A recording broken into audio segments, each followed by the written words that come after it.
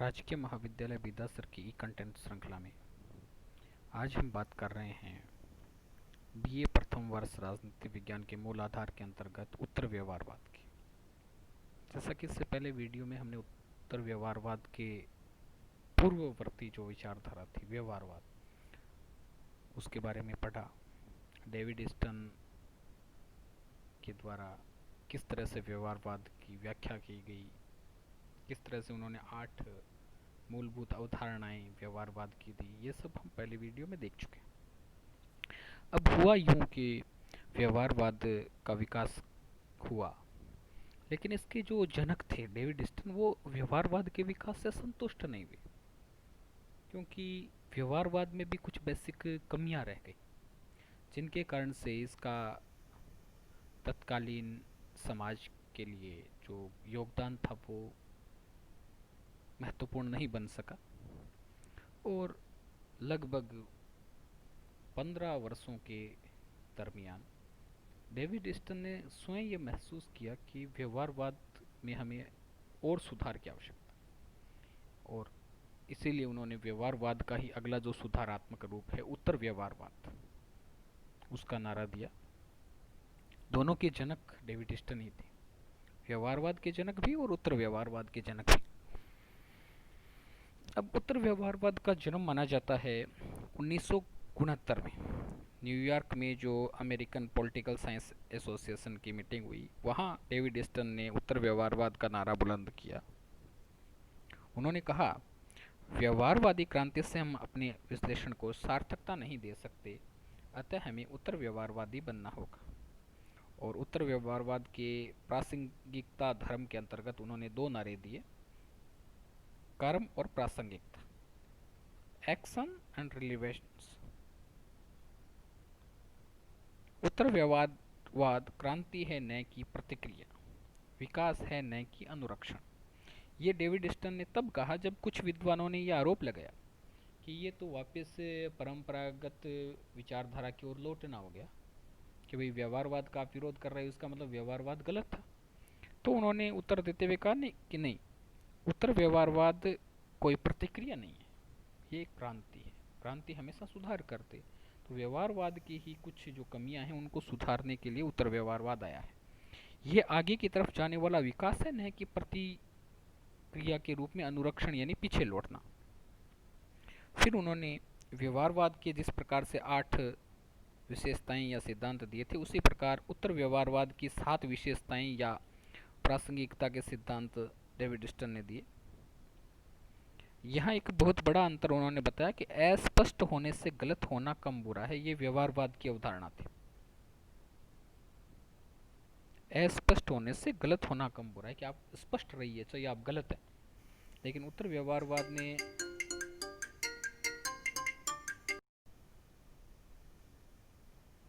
अब उत्तर व्यवहारवाद ने कहा कि अप्रासंगिकता की बजाय अस्पष्ट होना कम बुरा है, कि आप गलत नहीं होने चाहिए, उसकी बजाय अगर आप अस्पष्ट हैं तो ठीक है। अब डेविड ईस्टन ने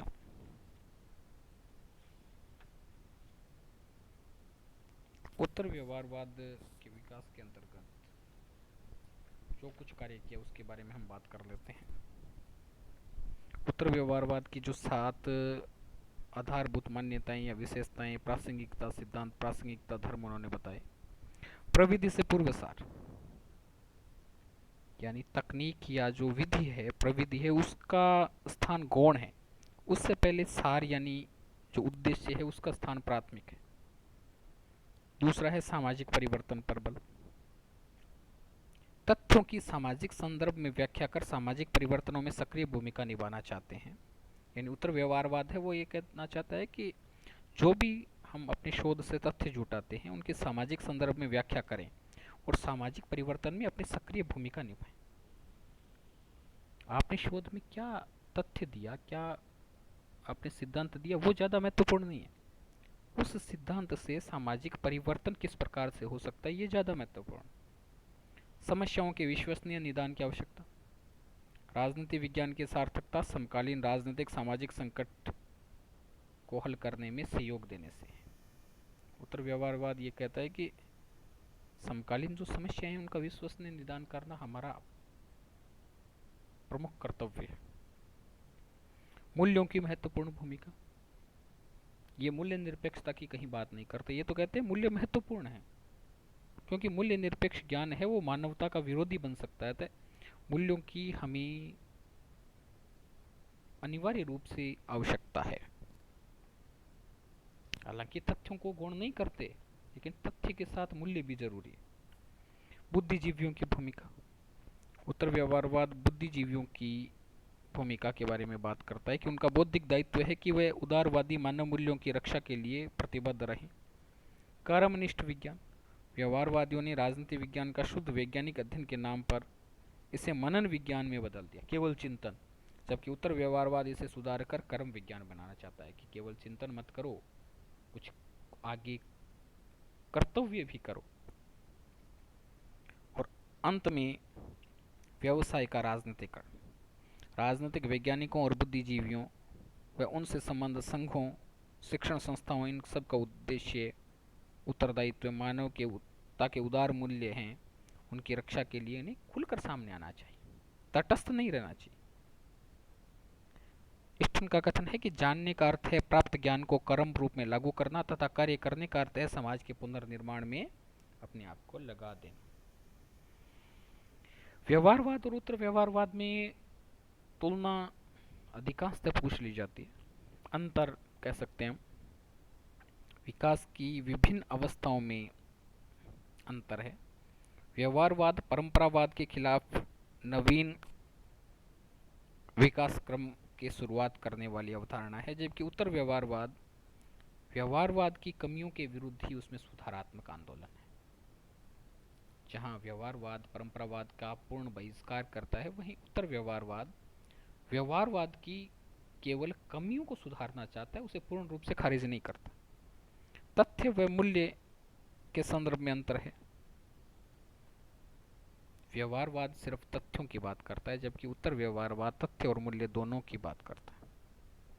व्यवहारवाद राजनीति विज्ञान को प्राकृतिक विज्ञान बनाना चाहता है, जबकि उत्तर व्यवहारवाद इसे सामाजिक विज्ञान बनाना चाहता है।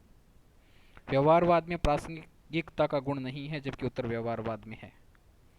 अब उत्तर व्यवहारवाद की कुछ विद्वानों ने आलोचना की है। इसमें सबसे पहली आलोचना है कि तथ्य और मूल्य एक साथ नहीं चल सकते। उनका कहना है कि या तो आप तथ्य की बात करो या मूल्य की बात करो, क्योंकि बहुत सी बार ऐसी भी परिस्थितियाँ आती है जब दोनों में से हमें एक का चुनाव करना पड़ता है, जबकि उत्तर व्यवहारवाद का कहना है कि हम दोनों में से किसी को नहीं छोड़ सकते।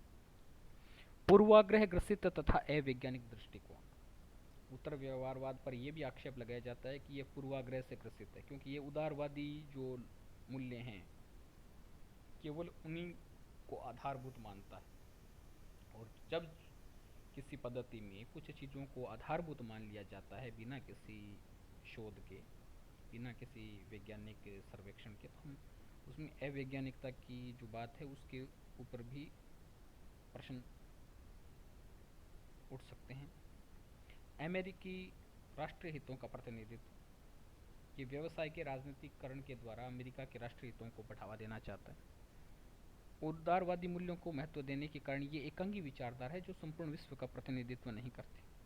जो तृतीय विश्व है उनके मूल्य, उनकी परिस्थितियों से ये ना वाकिफ है।